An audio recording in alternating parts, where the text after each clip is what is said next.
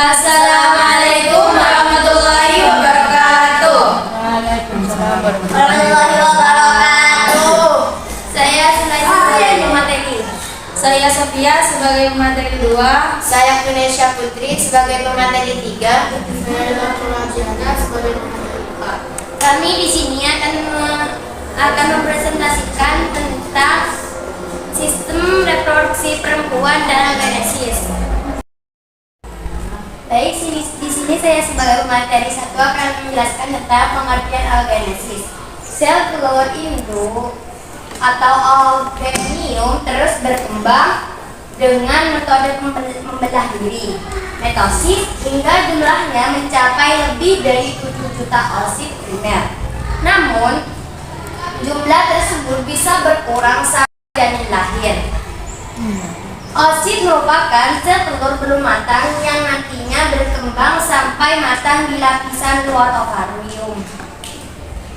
Adapun sel telur sudah ada di tubuh wanita sejak usia 8 hingga 20 minggu di dalam kandungan. Sementara ovarium yang ada di embrio memiliki sekitar 600.000 sel ogonium.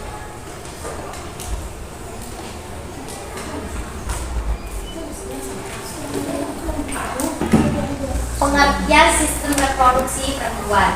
Secara garis besar, sistem reproduksi wanita terbagi menjadi 2, yaitu eksternal dan internal. Pada eksternal terdapat pubis, clitoris, labia mayora, dan menora, dan ovarium vagina. Sementara pada internal ada vagina, ovarium, rahim, serviks, dan tuba fallopi.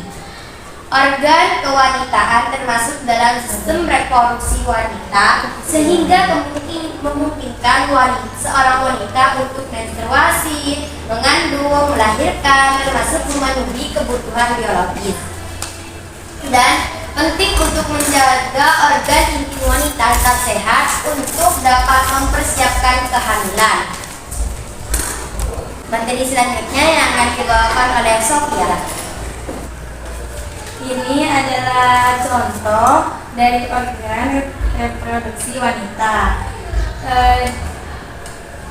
Di sini ada cutis, labium majora, labium minora, anus, vaginal opening, hymen, uteral opening, klitoris.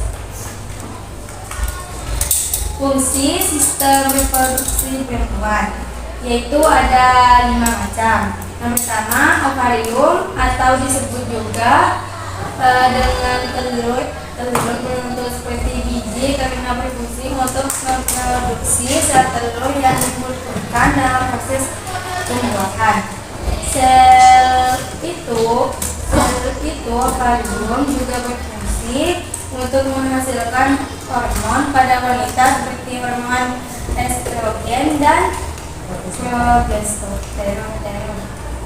Yang kedua, saluran tuba yang mempunyai 2 tabung tipis merupakan saluran penghubung antara ovarium dan rahim sehingga memungkinkan sel telur yang diproduksi indung telur dibawa menuju rahim. Yang ketiga, lapisan rahim. Jika terjadi pembuahan, maka sel telur yang sudah dibuahi tersebut akan berada dalam rahim dan nantinya rahim menjadi tempat untuk menunjang pertumbuhan dan perkembangan janin. Yang keempat, serviks. Serviks atau disebut juga dengan leher rahim merupakan bagian bawah rahim yang menghubungkan vagina dan rahim. Yang kelima yaitu vagina. Vagina merupakan alat intim wanita berupa tabung dengan lapisan otot yang menghubungkan alat kelamin luar dengan rahim. Penjelasan selanjutnya yang akan dibawakan oleh Kunesha Putri. Di sini saya akan melanjutkan presentasi dari Sofia. Proses oogenesis pada sistem reproduksi perempuan. Tubuh wanita membutuhkan proses oogenesis sebelum proses terjadinya kehamilan. Sebab hal tersebut berkaitan dengan fungsi reproduksi wanita dalam prosesnya. Calon sel telur akan terbagi menjadi beberapa jenis. sesuai tahapannya, yaitu oogonium, folikel primordial, oosit primer, oosit sekunder, sel telur mata. Ini adalah proses oognesis. Ada oogonium, oosit primer, oosit sekunder, dan ootit dan ovum. Penjelasan selanjutnya yang akan dibawakan oleh Hilda Floradiana. Ini adalah penjelasan dari oogenesis. 1. Mitosis. Ketika bayi perempuan masih dalam bentuk janin, proses pengandaan atau mitosis sudah terjadi. Pada tahap meiosis, oogonium atau sel induk telur yang terbentuk untuk reproduksi melakukan pembelahan diri. Satu sel oogonium akan membelah menjadi 2 sel, lalu 2 sel membelah menjadi 4 sel. Kemudian 4 sel membelah menjadi 8 sel dan begitu seterusnya sampai membentuk oosit primer. Oosit primer sendiri memiliki 46 kromosom dan bersifat diploid atau berpasangan. Saat setelah lahir, seorang bayi perempuan akan membawa tersebut oosit primer. Oosit primer ini akan mengalami masa istirahat sampai bayi perempuan tersebut mencapai usia pubertas. 2. Meiosis 1. Proses meiosis terjadi ketika perempuan mencapai usia pubertasnya. Tahap ini oosit primer akan membelah diri menjadi 2 sel yang berbeda ukuran. 2 sel tersebut bersifat haploid atau memiliki kromosom yang tidak berpasangan. Sel yang ukurannya lebih besar disebut oosit sekunder, dan sel yang lebih kecil disebut dengan badan tutup primer. Kedua sel tersebut kemudian dilepaskan dari ovarium ke tubakaroti untuk melanjutkan proses oogenesis melalui meiosis 2. Jika terjadi fertilisasi atau pembuahan oleh sel sperma. 3. Meiosis 2.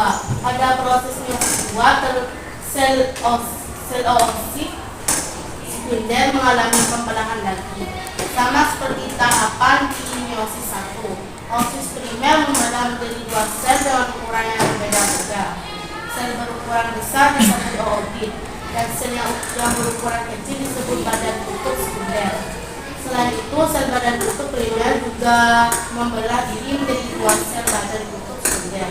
Dengan begitu, pada proses meiosis 2 akan menghasilkan 1 sel ootit dan 3 badan tutup sekunder. Cukup sekian presentasi dari kami. Kurang lebihnya mohon maaf. Wassalamualaikum warahmatullahi wabarakatuh.